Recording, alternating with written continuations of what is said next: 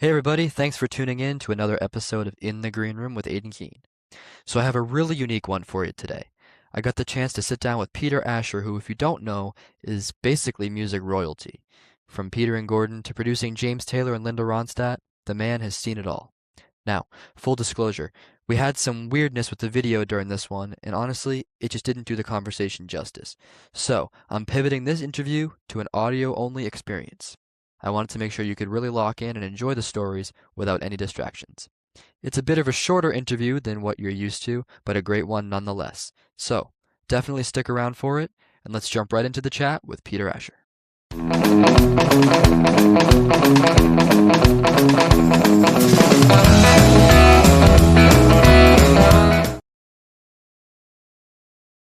Welcome, everybody, to another episode of In the Green Room with Aidan Keene. Today, I have a legendary guest with me, Mr. Peter Asher. He's a producer, manager, and of course, one half of the legendary group Peter and Gordon. So, Mr. Asher, it's great to have you here with me today. Thank you very much. You're most kind. You've had a very unique experience being present at so many turning points in popular music.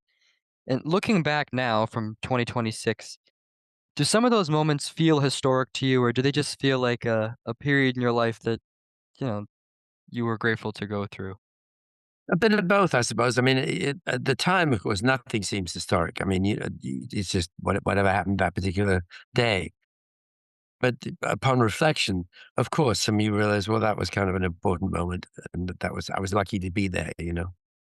There's a certain sense of which being fortunate enough to be in the right place at the right time seems to happen from time to time, and that's exciting.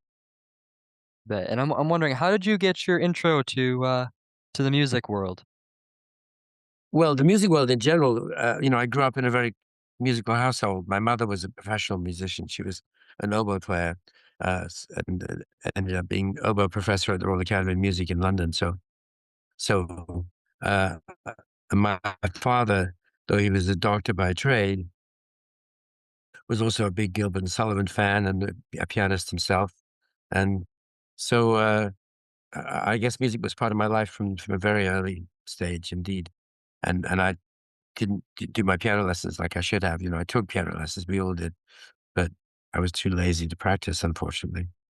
It was something I regret to this day. But so music was always around. Music was always in the background. And my mother, I spent some early years of my life or months of my life on the road, apparently, because that was interestingly that the that wartime period was the first time they allowed women to play in the symphony orchestras. My mother remembers distinctly being told to always walk on behind the men and stuff like that, things that are unthinkable today. And but apparently I would travel with her, a lot of the orchestras had a lot of women in them, many of whom had children. So there was like a creche backstage of various orchestral children while the orchestras were out on the road entertaining troops mostly. So both the wartime and the early days of women playing in orchestras and stuff all coincided. Very cool. So, and in a way, those were just as notable achievements as some of the ones that you'll get to later on, no doubt. But but so I saw a lot of changes in the music business of various kinds, even the ones I didn't really see because I was 6 months old. Right. And when I was doing some research for our visit today, I saw that you've been often described as having an incredible ear for music. Did that come naturally to you, or did it take a lot of time and lessons and progression? Well, that means it can mean different things. I mean, I I like to think I have a sort of an ear for music. Sometimes that phrase is used to describe someone who's good at like picking hits or something. It can mean anything from that to being able to tell whether a note is sharp or flat. It's I'd like to think I have a little bit of both, but certainly no magical abilities. No. Okay, very interesting. And obviously, I've grown up a fan of your classic duo, Peter and Gordon, all my life. And as my listeners know, I'm only 20 years old, but this music has played such a huge role in my life. And Well, it was a very long time ago, as you know. I mean, it's extraordinary. Our first record, "Well Without Love," was number one 61 years ago, I think, or something wow, crazy like that. 1964, so how many years is that? I have no idea. I think Mental. that's about 62 years now. There you go. Yes, exactly. Which Wow. does seem odd, you know. And that's a question I was gonna ask later, but since it was brought up, "World Without Love" was that written by Lennon McCartney, right?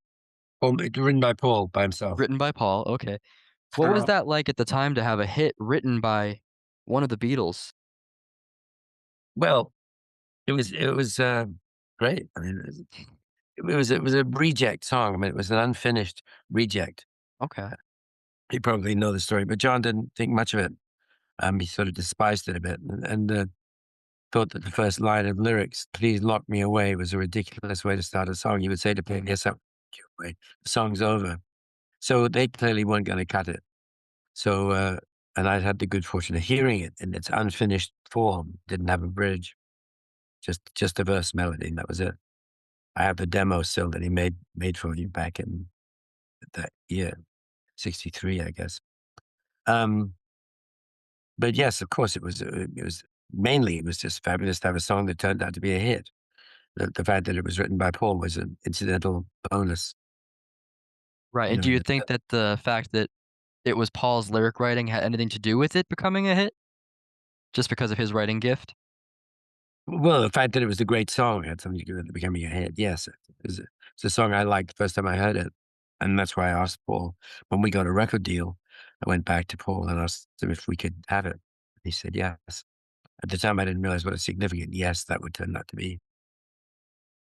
And you would go on to have quite an amazing career as a producer and have some, executive parts of your life, but I'm wondering, when you were in Peter and Gordon, did that partnership teach you about the industry before you kinda had more of a, technical experience with it? Well, being in the duo and getting a record deal and doing all those promotional things and stuff, yes, of course, you learn how the record business works to a considerable extent. You learn why most record deals totally suck, but which they do, and did then even worse. So we never made any money, but back in that era, nobody did. So, uh, yeah, I learned a lot from being in the duo and learned a lot about how to try to get on with your fellow duo member, which in Gordon's case wasn't terribly easy. But we never had any screaming rows. We never went the Everly Brothers route of not speaking to each other at all for 3 years, whatever they did, something like that. And then ended up having a giant fight on stage physically. So, yeah, you learned a lot in many fields. And how did it progress for you going from being on one side of the glass in the studio to the other side and being a producer? Well, being a record producer was something I decided I wanted to do, quite deliberately. That was a choice I made once I realized what a record producer did. Our early records were produced by Norman Newell and John Burgess and other producers at EMI. And once I understood the job, that you could actually, hire brilliant musicians much better than yourself and tell them what to play, I thought that was brilliant. And it's kind of like, how do I get in on that racket kind of thing? And I love the idea of that. The fact you could contribute to arrangements and try to figure out, you know, how to make a record sound better and who you wanted to hire to play. It's kind of like directing a movie in the sense that you get to do the casting, you get to do the arranging, the script adjustments to make it sound better, all that kind of thing. So I liked all of that. Whereas becoming a manager was an entirely separate decision, but which was never an ambition of mine at all. I never said I'd like to be a manager. That came to me, that the necessity for doing that came later on in a way. But producing was something, yes. The first time I was in the studio, I went, this is cool. I love the technological aspects of it. I love the sort of procedural aspects of it. And I like doing it.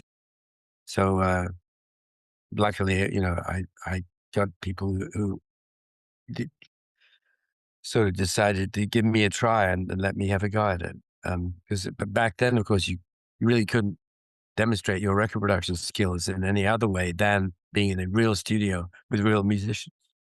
Right. Now, of course, you can say, "Here are my ideas," and cut them in your bedroom or your bathroom, and on a you know a machine the size of a telephone. And many great records have been made that way. But back in the day, studio and some musicians were a pretty essential ingredient, without which you couldn't try out ideas.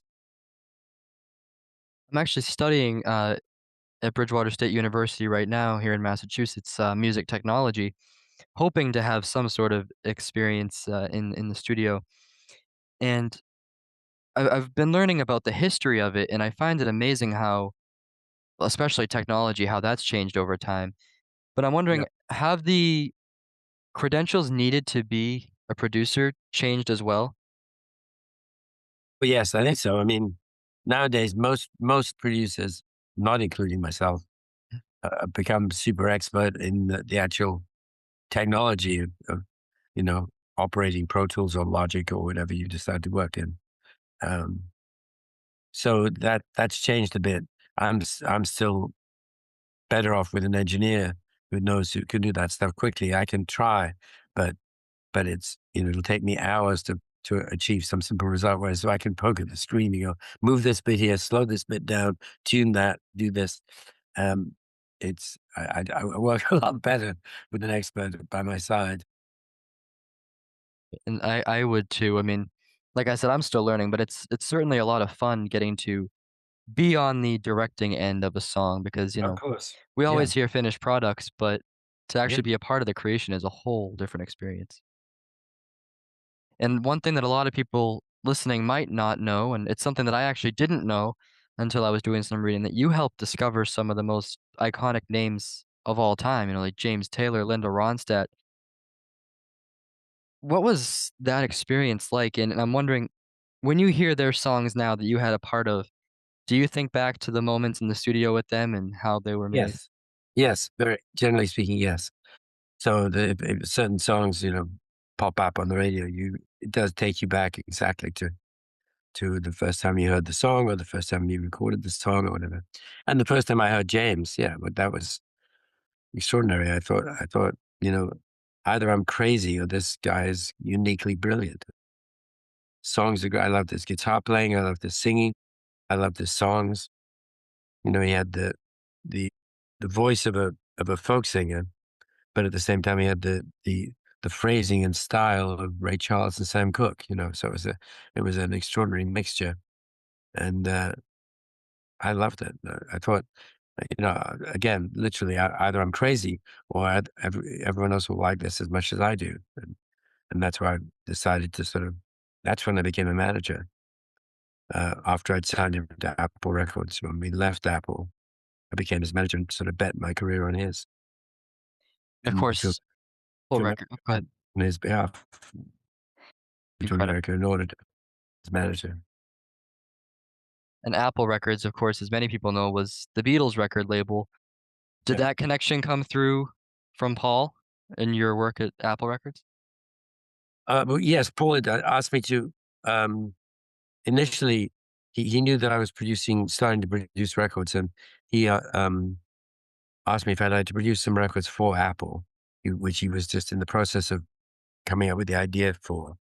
He had diagrams and multicolored things at home of how Apple was supposed to work and the different divisions of Apple and all that stuff, which he was very excited about. And he knew that I wanted to produce records and asked me if I would produce some records for Apple. He'd actually played on the first record I ever produced, so he was familiar with my work to some extent. And then, as the reality of Apple Records grew nearer, he said, "Well, actually, we need somebody to be head of A&R for the label. So, would you like to do that?" I went, "Yes." That's incredible. And one of my favorite stories that, because I'm a huge Beatle fan, as are so many of my viewers. And another one of my favorite bands was from also Apple Records was Badfinger. Yeah. And I had the honor of seeing Joey Molland. I think it was last summer, and Uh huh. what an unforgettable experience. But I heard Joey tell the story about when Paul gave them the song "Come and Get It." he insisted that Badfinger record it the same exact way as Paul did on the demo and not to change a thing. Yes. Did you have a similar experience with World Without Love? No? But Paul didn't even come to session. No, he didn't do a we had no demo that we were working from. We did that. Okay. And it has such a Paul unique just sound wrote the too. song. Yeah, no, the only demo we got was just him and a guitar. So whatever the production stuff on the record is, that was not Paul. And it's such a unique song too As I because say, he wasn't. I don't know many covers of that song, so I've grown up with the original version. One other cover that I have heard of World Without Love is another one of my favorite groups, the Mavericks. They did a very nice version of it. Yeah, well, Raul Malo is one of the greatest singers in the world. There was, tragically died recently, but, Yes. um, yeah, he's a great singer. But, yeah, at the time, Bobby V covered it, Okay. who had a hit when it went in the charts before we did. Oh, wow. He had his manager, coincidentally, Alan Klein, had the top 10 had the new releases shipped from London to America every week, precisely in order to look out for songs that might be able to be covered, and that's how he managed to put out his version of "World Without Love" before ours, and he went in the charts the week before we did. That's why when we Interesting. came over here, they wanted us to do the Ed Sullivan Show, but we couldn't because that would involve singing the same song that he'd sung on the show 2 weeks ago, which they didn't want. So Oh, that's I why didn't we know didn't do that. the Ed Sullivan Show till later on. But luckily, when our version came out, we overtook his and we crushed him, I'm happy to say. That's awesome. I'll have to listen to that. I've never actually heard that version before. Yeah, When Bobby you were Rydell. Sorry, Bobby Rydell. I'll be right down. I'm gonna write that down. Earlier, my Bobby Vinton, Bobby V, Bobby Rydell. When you came here to America in the early '60s, who were some of your inspirations, musically? I mean, I know the Beatles, Little Richard, Chuck Berry, all those guys. Who were your Yeah. inspirations? Well, specifically, of course, first qualification is they were all American. Everything we did was based on our admiration for American music, whether it's Woody Guthrie or whether it was Charlie Parker at two extremes. And people forget to the extent to which that was the rule at that point. We idolized everything about America. Britain was a, a, a, a backward country at that point. Something like half the households in Britain didn't have running water or something, music or whatever it was, indoor plumbing. Crazy um, how so relatively primitive we were compared to America. And we looked across the Atlantic at this country where everything was shiny and new and it wasn't full of bomb sites. We had rationing till 1956. And so it wasn't just the music, but on top of all that admiration, there was this fabulous music in every de- department of music. As I say, whether it's folk music or jazz or R&B.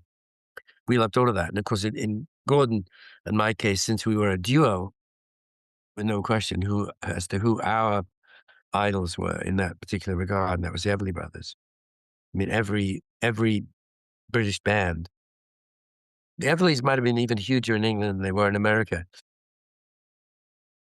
We loved them, and when somebody would refer to us as Britain's answer, the Everly Brothers kind of thing, which they did occasionally, that would be high praise indeed.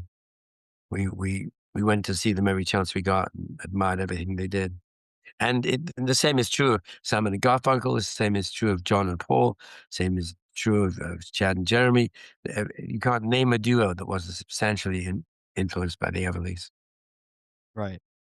And it's interesting that you said that too about, the Everly Brothers being really big in England at that time. And it just seemed that way that a lot of the American artists were big in the UK, and then a lot of the British Yeah, there's artists were some big people here. always, like Gene Pitney or somebody like that. Oh, yeah. You know, not huge in America, but a god in England. Um, we made a point of admiring all those people enormously. I know one of my heroes that, I've spent a lot of time studying was huge in the UK, and that was Roy Orbison, and, Oh yeah, had a very big fantastic. following out there. Did you when you were coming? I think the Beatles, didn't they open for Roy Orbison? I think some early Yeah. tours. They certainly opened for Del Shannon. They opened for Little Richard, obviously. I mean, I remember a, a story from a little while later when we were on one of our first American tours in 64, 65. We were excited that we were going to play Red Rocks in Denver. And I don't know if you know Red Rocks. It's an outdoor, beautiful amphitheater in the mountains. Yep. And we were excited because we found out that Chuck Berry was on the bill, and we'd never seen Chuck Berry live in our lives. So we were incredibly thrilled and excited. And to our horror, to our shame in a way, we found out the day before we got there or something that we were the headliners. This Wow. British this British invasion business was so out of hand that the fact that we had a number one record and were part of this British thing that was happening meant that they considered us the headliners for the show. So it was like, us, our name and there, and Chuck Berry somewhere down the list. And we kind of went, you can't do this, you can't. He's the real thing. We are mere pale imitators, and we begged them to move us out of the headline slot. But of course, it turned out when we got there that Chuck Berry had absolutely no interest in going on later in the show. He just wanted to get paid and leave, and said that no, no, he wanted us to close the show because he wanted to go home. So we did. Wow. But we thought that was unthinkably strange that any English act should take precedence over Chuck Berry, but we did. Wow. That's amazing. And was these tours with all these artists, was that your first time meeting a lot of these, Yes. people? Yeah. Yes, we met Del Shannon on a tour of Australia. We shared a bill with him and the Searchers. That's how we found the song "I Go to Pieces" that he wrote. It was a hit for us. Yeah. That's amazing. Already just getting to meet them right fresh off the stage, that's incredible. Yes. And I know you mentioned earlier that when you were in the studio, nothing really seemed historic at that time.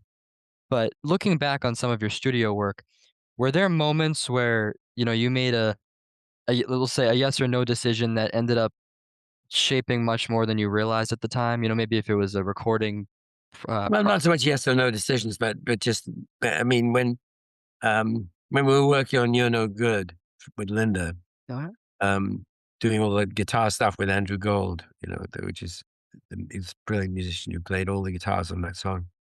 Um, when we came up with that whole sort of structure in the middle of the track, there was a point where we looked at each other and kind of went, if this isn't a hit record, I don't know what is.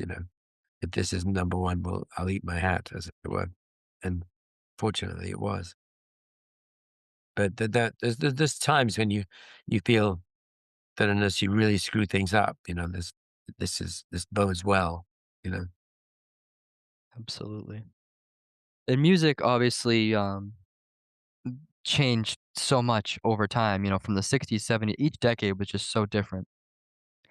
And, this you were friends with the Beatles, and I'm wondering, I spoke to someone else about this on my podcast. One thing that stands out so much in history, music history, and just popular cultural history was the death of John Lennon. And it seemed that so many musicians kind of integrated his messages of peace into their music at that time. And I'm wondering if you experienced any of that change or in the music world when that happened. Yes, I think so, but I couldn't be hard to identify specific ways in which it changed, I suppose. I mean, it changed because everybody missed him, and everyone missed the fact the Beatles would never be the same again or may not even exist again. So, yeah, is when any major public or artistic figure dies, whatever stage it happens, especially when it happens as unexpectedly and horrifically as it did with John. Um, I remember the emotional effect, but I don't remember specific changes, but certainly reinforced his message. It's a very ironic and disastrous way to go when your message was one of peace. At the same time, John had a pretty bad temper himself occasionally. Right. he was a peaceful person. To, his endorsement of peace was not always conducted in his personal life as well, because he could be quite acerbic. Absolutely, yeah. And I've kind of gone back and forth with the studio stuff because I'm very interested in the technical aspect. And with everything changing, what do you think today has remained essential to creating great music in the studios since so much has changed A technically? great song to start with. That's it cannot be overemphasized how important that is. If you go in there with a good song to start with, and now there are cases where people have created something entirely in the studio from scratch, and just get lucky and make something where a particular lick or a particular groove is so enticing that a record becomes a hit, even without much of a song. But generally speaking, if you want to equip yourself properly for your first day in the studio. Write a brilliant song, a song that works, whether it's played on an acoustic guitar or a piano or a drum machine or or anything else. A song that you can remember the first time you hear it. Then you're off to a brilliant start. I would love to get your advice on that because songwriting is something that I've always Mhm. struggled with, especially lyrically. I can compose music, but lyrically it's a struggle. And how would you recommend getting a good foot in the door there? Or maybe collaborating with someone else, or Yeah, find a lyricist. Find your Bernie Taupin, uh, and you be Elton. Fix that one. I Just, could try my best. but I mean, if you find music comes to you more readily than lyrics do, then you could always try that way around. I mean, but Elton and Bernie, of course, were a miraculous partnership. I mean, when Bernie writes lyrics, he sends them to Elton, and Elton puts them up on the piano, and it's as if he was reading music. The lyrics inspire melodies in him, and he plays them. And I swear that lyrics he's never seen before can inspire instantly some, can inspire something melodically and instantly. So, that's one way to go. Or be like Paul and a genius who can write both. Or I'll try the something like co-writing first. Was when you're working in the studio, do you still do studio work today? yes, oh, yes. Yeah, the last whole album I did was the Barbra Streisand album I did last year. Okay, very It, cool. it was a duets album, including a duet with her and Paul. Wow, So you can look that up if you like. I did that last year. very cool. And I have to be honest, I really don't listen to much music from my generation. It's always, 60s and 70s stuff that I have been drawn to. And I'm wondering, when you were working in the studio at that time, it obviously had such a unique sound. Are there things that we have today readily available that you wish you had then? Oh, I mean, yeah, of course, at the time, all the things you can do now, you know, the moving things slightly and tightening things up or, you know, changing the way things sound or changing the key of something or changing uh, tuning a note that's horribly out of tune and you always wished you could fix. Of course, all those tools are capable of being used constructively and used destructively, depending on in whose hands they lie. But did we wish we could do stuff like that? Something that's nowadays that then seemed absolutely technically im, im, out of the question, impossible, and now are highly possible. You know, recording several instruments on the same mic and then tuning them individually and the crazy stuff that we can do now. Um, you know, did we wish for that? Yes. Did we think it was impossible? Yes. Is it now possible? Can it be overused? Yes, of course it can. But but the more you, the more a bit different abilities you have, it can also lead, unfortunately, to certain laziness. Oh, we'll fix that in the mix, or we'll fix that later, or don't worry about the singing out of tune. We'll fix it. That isn't always a good thing, but the ability to do things like that is something we dreamt of. And it was an impossible dream, but now it's possible. Something I'd certainly be interested to hear your perspective on is something that I've been reading about so much lately, and with along with the entire world, and that's the use of AI, artificial intelligence, to create music. Do you have any opinions on AI, especially, now that it's taking over even music creation? Um, yes, I mean, I think every opinion has been expressed thoroughly. I mean, again, if it's if if it's a tool and if it's used for good or for improving something, it can be incredibly useful.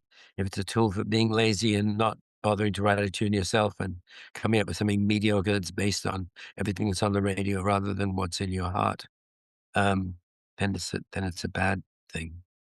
So I mean, I don't know what's going to happen with it all. Once it's so good that it's completely undetectable, and you can invent whole people and voices and songs and out of nothing, it's still going to need a human instigator of some kind. To what extent that human is the creative heart of it, and to what extent the creator is a slave to the machine, remains to be seen. I don't know. It's the entire conferences and seminars are being assembled as we speak to discuss that exact question, and I think time will tell is the answer. I've heard a lot of musicians, say that they fear that their jobs are gonna be taken over, Well, but they said that when the synthesizer was first invented. They said that when the mellotron was invented. They've said that at every stage. They said that when the drum machine was invented, no drummer was ever gonna find work again. And in fact, drummers have got better. It's amazing. But drummers can now play what a machine could play, you know? So drummers have been inspired by the machinery to actually try new things on their drums. So again, those things can be a plus or a minus depending on what happens, in whose hands they end up, and so on.